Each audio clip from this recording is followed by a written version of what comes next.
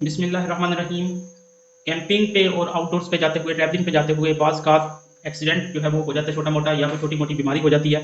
तो उस सूरत में हमारे पास में इमरजेंसी के लिए कौन कौन सी चीज़ें होनी चाहिए हमारी फर्स्ट एड किट के अंदर में, तो ये वीडियो उस चीज़ के ऊपर में हमने बनाई है। हमारी जो वीडियो है फर्स्ट एड किट की, इसके दो पोर्शंस हैं। पहली पोर्शंस के अंदर में हम जो है वो जो चीज़ें डिस्कस करेंगे वो हमारे जो फर्स्ट एड के अंदर में टूल्स इस्तेमाल होते हैं, और वोन्स मैनेजमेंट एंड स्किन्स मैनेजमेंट, जो स्किन्स की प्रॉब्लम होंगी और जो हमारे पास में जख्म वगैरह को छोटा मोटा खुदा न खास्ता आ जाता है, उसको कैसे मैनेज किया जाए वो हम इसके अंदर कवर करेंगे।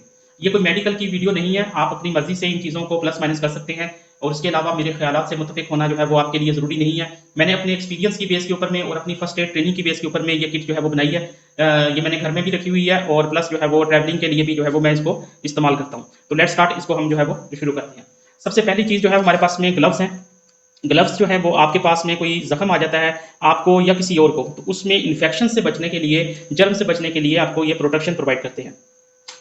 इसके बाद हमारे पास जो है वो ऑक्सीमीटर है। ऑक्सीमीटर का काम ये होता है कि आपके ब्लड के अंदर में जो ऑक्सीजन का लेवल है उसको बताना।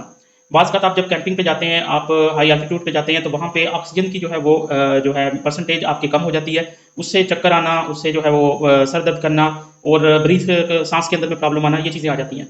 और प्लस जो है वो पल्स जो है ये वो भी बताता है। तो इसको जो है वो ये एक अर्जेंट टूल है आपके लिए। इसके अंदर आप अपनी इस तरह से फिंगर रखेंगे और बटन प्रेस करेंगे, तो ये आपको जो है वो ऑक्सीजन की लेवल आपका कितना है बॉडी के अंदर में वो बता देगा। उसको कैसे मैनेज किया जाता है उसको हम नेक्स्ट वीडियो के अंदर में डिस्कस करेंगे। तो ये एक बहुत इंपॉर्टेंट टूल है। आप वन टाइम की इन्वेस्टमेंट है, और लेकिन आप इसको लाइफ सेविंग भी कह सकते हैं, आपके भी काम आ सकता है और किसी और बंदे के भी ये ज़रूरत के लिए इस्तेमाल हो सकता है। इसके अलावा टूल्स में हमारे पास में थर्मोमीटर है, टेम्परेचर्स को चेक करने के लिए। कोशिश करें कि मरकरी फ्री जो है वो आपको मिल जाए, और ये जो है ना, अगर तो डिजिटल हो तो अच्छी बात है, लेकिन डिजिटल का ये प्रॉब्लम होता है कि जो है वो उसके सेल्स या सेल्स की वजह से एक्यूरेसी नहीं आती बात का सही जो है। तो लेकिन ये मरकरी फ्री फ्री मिल जाते हैं, वो आप मरकरी जो है वो अक्सर ठंड में जाके जम जाएगा तो प्रॉब्लम करेगा। मरकरी फ्री आप जो है वो एक थर्मोमीटर रख सकते हैं। पर्सनल एक्सपीरियंस की बेस के ऊपर में आप इनको रख भी सकते हैं, रिमूव भी कर सकते हैं। ये 10 सीसी की जो है वो सिरिंजेस हैं, और एक 50 सीसी की सिरिंज है, ये बड़ी सिरिंज है। ये एक दफ़ा एक वाक़या पड़ा था डॉक्टर मोहम्मद इकबाल हुमा साहब की बुक के अंदर में, जिसमें वो एक जगह पे कैंपिंग कर रहे होते हैं।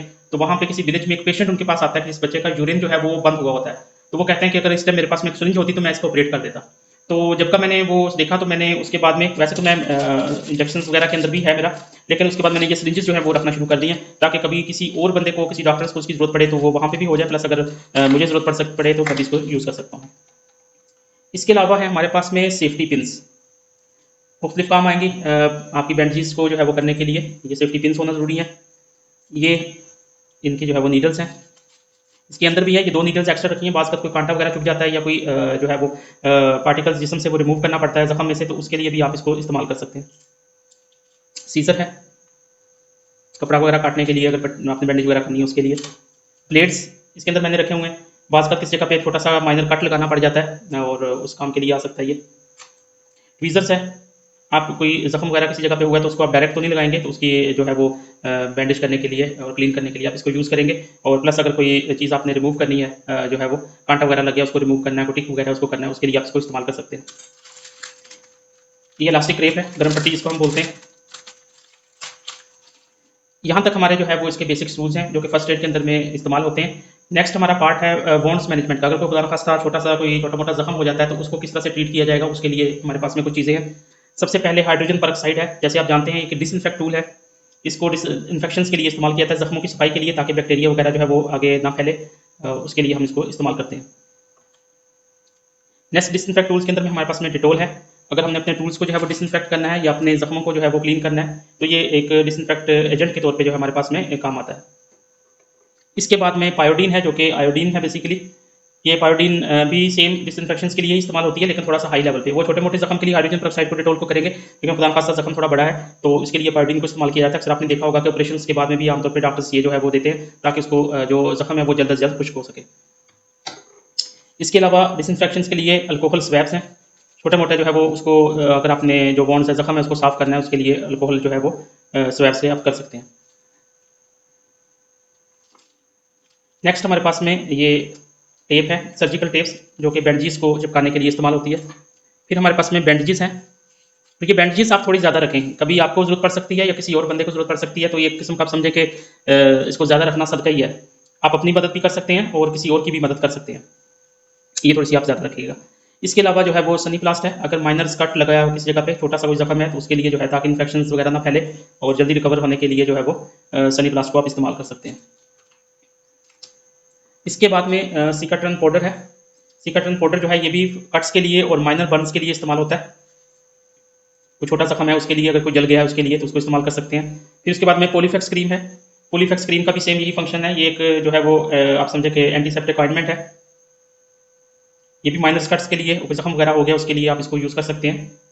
पहले आप जो है वो किसी भी एजेंट के साथ में जो है उसको क्लीनिंग एजेंट से उसको साफ करेंगे जख्म, उसके बाद में मुनासबत से स्किन की मुनासबत से और जो है वो वेदर्स की मुनासबत से आप इन दोनों में से किसी एक को यूज़ करेंगे। आमतौर पे ड्राई स्किन पे जो है वो ऑइंटमेंट इस्तेमाल होती है और जो ऑयली स्किन है उस पर पाउडर इस्तेमाल होता है। प्लस जैसे बारिशों का मौसम है, ठीक है, उसके अंदर में इससे आमतौर पे नहीं लगाया जाता और पाउडर से इस्तेमाल होता है। इन दोनों में से कोई एक चीज़ आपने इस्तेमाल करनी है। प्लस पहले आपने वॉन्ड्स को जो है वो जख्म को धो लेना है, अच्छी तरीके से साफ कर लेना है, फिर आपने उसके ऊपर में ये ऑइंटमेंट लगा देनी है और उसके बाद में आपने उसके ऊपर में बैंडेज लगा के और फिर जो है वो आपने ये सर्जिकल टेप से इसको वो कर देना है। ये हमारे पास में वॉन्ड्स मैनेजमेंट के लिए जो है वो जो चीज़ें हैं वो उसको हमने किए, वो आइटम्स हैं। इसके बाद हमारे पास में स्किन्स प्रॉब्लम्स के लिए कुछ ऑइंटमेंट्स हैं। उसमें सबसे पहले हमारे पास क्लोट्रम एंटी फंगल जो है वो ये क्रीम है।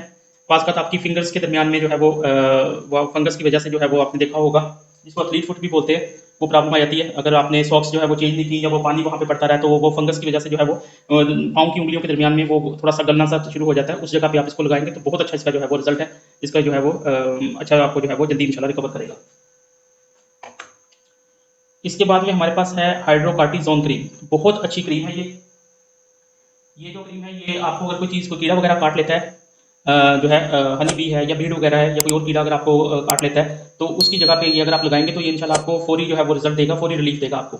तो इसको जो है अगर कोई रैशेस वगैरह हो गए हैं जिस्म के ऊपर में वहाँ पे, और अगर कोई खारिश वगैरह हो गई है, प्लस अगर आपने किसी ऐसे पौधे को जो है वो छू लिया जो कि एलर्जी करता है, जिसमें पॉइजन होता है, उसको आप फ़ौरन धोने के बाद में आप ये वाली क्रीम लगाएंगे तो इंशाल्लाह जो है वो आपको अच्छा रिजल्ट मिल जाएगा। ये वाली हाइड्रोकार्टिजन स्किन क्रीम में फिर हमारे पास में एक है लोट्रेक्स क्रीम।